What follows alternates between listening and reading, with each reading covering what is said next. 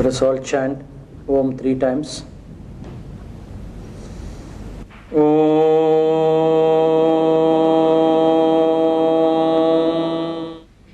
Om.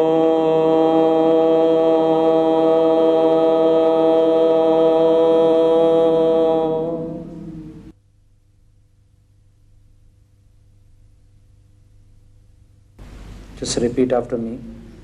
Om Asato Ma Satgamaya.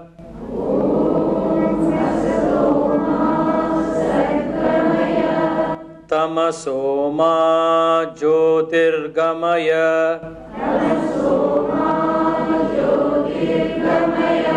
Mrityorma Amritam Gamaya. Om Shanti Shanti Shanti. Om Shanti Shanti Shanti.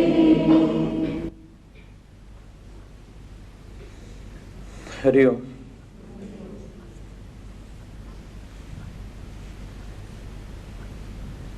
In a certain village, not very thickly populated, situated on the banks of a river, there existed a lady who was highly respected and revered by one and all. It happened in the middle of the night when even the dogs were tired after barking. There was absolute silence in the village. The silence was tremendously shattered by a crying voice, and the voice came out from the hut in which this old lady lived. And she started saying, I am burning, my tenement is burning, I am burning, my tenement is burning, please save me. Hearing this voice, people with buckets of water in the middle of the night charged out of their respective huts, more out of a selfish reason, because if her hut burns, then all the other huts will burn. So with buckets of water, they charged to this old lady to charge towards the hut. They didn't find any trace of fire. Still, they charged inside the hut, and lo, to their surprise, they found this old lady seated in the corner with no trace of fire is simply screaming, I am burning, my tenement is burning, please save me, please save me. Now all these people, shocked why this lady is crying, shook her up and says, where is the fire you're talking of? I don't see any trace of fire. And when this lady opened her eyes, looked at all of them, now she started laughing and says, not only I am burning, but all of you are burning. I am able to see the fire, you are not able to see the fire. And these external buckets of water you have brought cannot put down the fire which I am talking of, for these external buckets of water cannot put down this fire. Saying this, she laughs, again closes her eyes and starts crying. All of them curse and go back, thinking this lady has become insane. And this is the side effect of being old. They go back, but one youngster does not sheerly go back, concluding on this lady. He starts reflecting and introspecting. Hey, what is that fire that she's talking of? She says, every one of us are burning. And she said this external fire cannot be put down by these external buckets of water. What type of fire she's talking of? It must be a metaphor. And it seems he does tapas, satapo tapyata. He does a lot of tapas, what she means. And with this Shraddha, when she inquires, he inquires. And suddenly, like an insight, he gets this insight.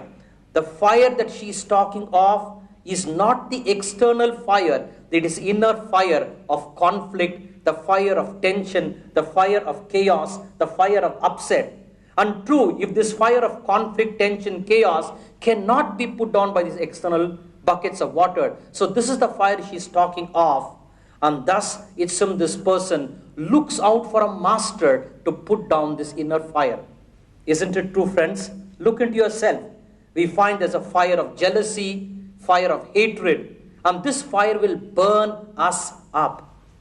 Our rishis tell us, our saints tell us, this fire exists because there's an imbalance of a certain energy field in us. If there is an imbalance of an energy field, this fire will burn us up. And hence the Rishi says, Raso vai saha. If your whole being can become a rasa, if your whole being can become an energy field which is harmonized, which is harnessed, then you will find this fire can be put down. And the balancing of the energy field is what is called the Navarasas. There are 9 energy fields, and if they are nicely harmonized, you will find you can put an end to the fire. One of the rasas is Hasya Rasa. Now, this Hasya Rasa means the energy of laughter. Now, if this energy of laughter is there in us, and I will see in the series of talks, there are 9 rasas. If they are harmonized, this fire can come down. Right? The first rasa is Hasya. Hasya means laughter. Laughter means, even though it's Hasya, it means Harsha. It means joy. You have to awaken this energy of joy. If you don't awaken this energy of joy, which results in laughter, then you will find you are unhappy and you will start making others responsible for your unhappiness. It seems a lady goes to a doctor and tells the doctor, my whole body is full of pain. Please give me some medicine. The doctor said, be more specific, where is the pain? And the patient, it seems, takes an index finger, touches here and says, wow, it is paining. And touches here and says, oh, even here it is paining. She touches her cheeks and says, this is paining. Touches her nose and says, this is paining. Every part she presses and says, it's paining. And when the doctor examined everything, the doctor told her, the pain is not in your body, but is in the index finger. The pain is in your index finger. So often, we make others responsible for your unhappiness, but you don't realize you are unhappy, and therefore you find others are responsible for your unhappiness. So therefore, to awaken Hasya, you have to awaken Harsha. Harsha means joy. Now, what makes us really happy in life? Let us ask this question. What makes us happy? Right? What prevents us in being happy in life are, we have some rules which tells us only if this happens, I'll be happy. If this doesn't happen, I will be unhappy. What prevents us as being happy are rules which our ignorant mind present. And these rules prevents us being happy. For example, if a person says, unless I am successful, I will not be happy.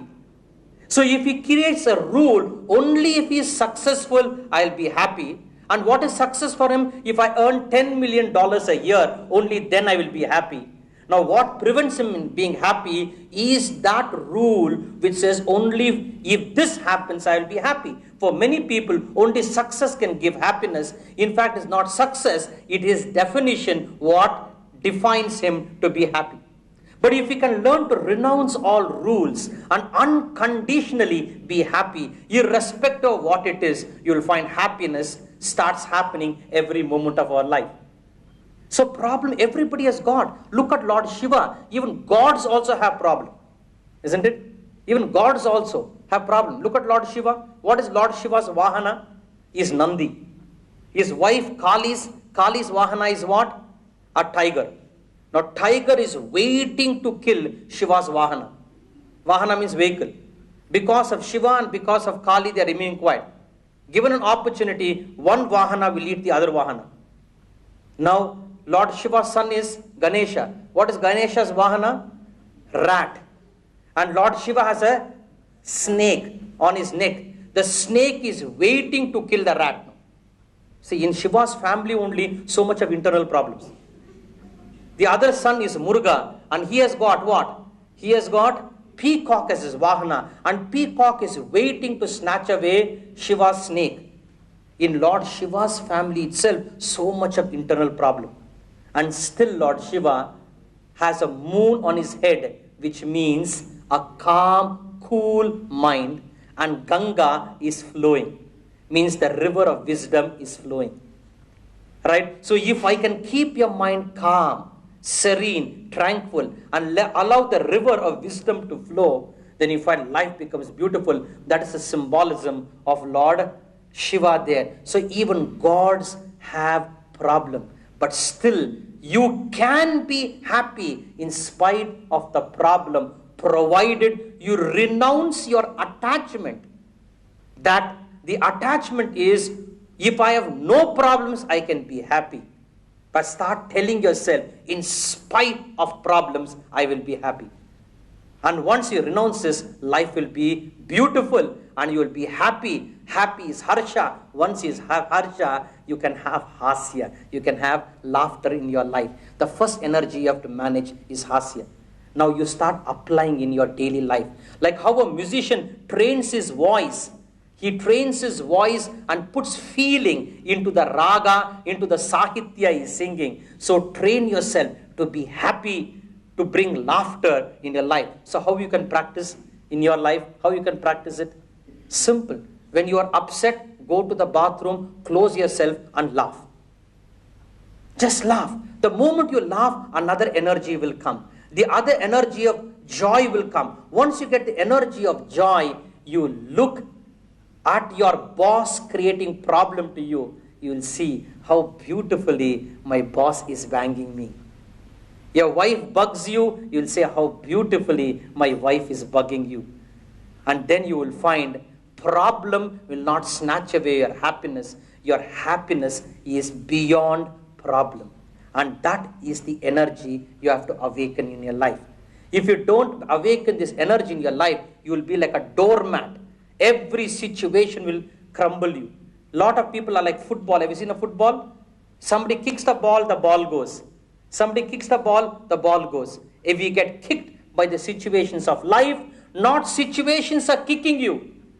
You have given power to situations to decide you, because your mind programs itself and says, only if there are no problems, I can be happy. Identify what are your rules which prevent you being happy. Identify that.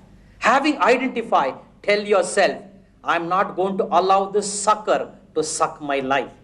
My commitment to have hasya is more than my myth to have this rule defined. So each one is programmed differently. Learn to detach yourself from the programming and learn to awaken the energy of joy. And hence, hasya rasa. Hasya means laughter. Learn to laugh. If you can't laugh, at least smile. As you're listening to me, smile now. Don't bother whether they're recording you or not recording you. Learn to smile. And the moment you smile and smile, life becomes beautiful. Hence, Lord Krishna in the Gita says, Prasanna chetasai ashuhu buddhihi paryavatishthati. It is the cheerful mind which can discover the truth. Be cheerful. So therefore, how you practice this, take this laughter and apply it in your life. Apply it in your life. If you can't make it, at least fake it. Now when your boss bangs you, don't laugh at him. Right? Inwardly at least laugh. Tell yourself, the boss banging me is not going to decide my commitment to be joyous in life. Thus you have, like a bodybuilder, how he builds his muscle day by day, moment by moment, awaken this energy of joy, hasya, moment by moment. Hasya means laughter. Laughter happens in harsha. Harsha means joy. Once you bring joy in your life, you will find laughter happens. And therefore, you find this statue, Laughing Buddha. Laughing Buddha is a monk who was always laughing. He used to not give discourses the way I am giving. He will go there, right, sit down and just laugh. When people laugh, people come to him, they look at him laughing, they also laugh, and thus problems were not solved, their problems got dissolved. Hence he was called the Laughing Buddha of China. And he used to go and just make people laugh, laugh, laugh. Now this energy you have to awaken. It is difficult, but you have to awaken this energy. Singing music is difficult initially in the raga, but you have to practice. Abhyasena tu kaunteya vairagena chakrihyate. By abhyasa, this is possible. The first energy is hasya. First energy is hasya. Can you close your eyes for a few seconds? Close your eyes and just give this commitment to yourself. The commitment that I am going to bring this energy of hasya. I'm going to bring this energy of joy, of laughter in every quadrant of my life. Just chant after me. Om Gam Ganapataye Namaha. Om Gam Ganapataye Namaha. Om Gam Ganapataye Namaha.